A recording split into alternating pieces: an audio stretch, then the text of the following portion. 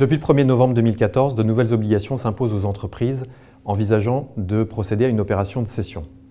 Ce dispositif, très contesté en raison de ses modalités d'application pratique, résulte de la loi du 31 juillet 2014 sur l'économie sociale et solidaire et concerne la plupart des entreprises employant moins de 250 salariés, qu'elles appartiennent ou non à un groupe de sociétés.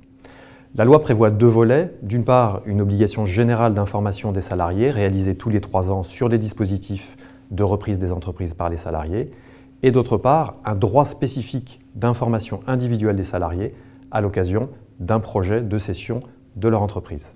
La procédure varie selon la taille de l'entreprise. Lorsque l'entreprise a un comité d'entreprise, l'information individuelle des salariés doit être réalisée au plus tard au moment où le comité d'entreprise est informé et consulté sur l'opération.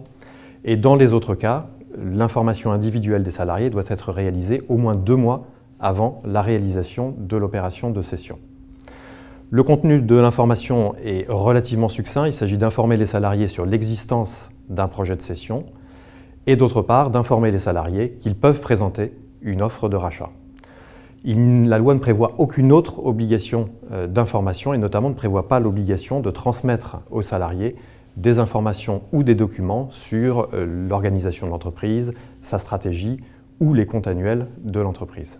Les modalités sont fixées par un décret, elles sont relativement nombreuses. Ça peut avoir lieu au cours d'une information collective des salariés, par lettre individuelle. L'essentiel est de pouvoir ménager la preuve de la réalisation effective de cette information.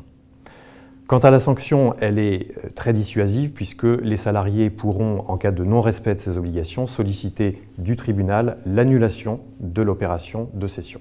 Compte tenu de ce risque et des enjeux de ce type d'opération, il est naturellement recommandé de respecter à la lettre ce formalisme et surtout d'en tenir compte dans le calendrier de l'opération.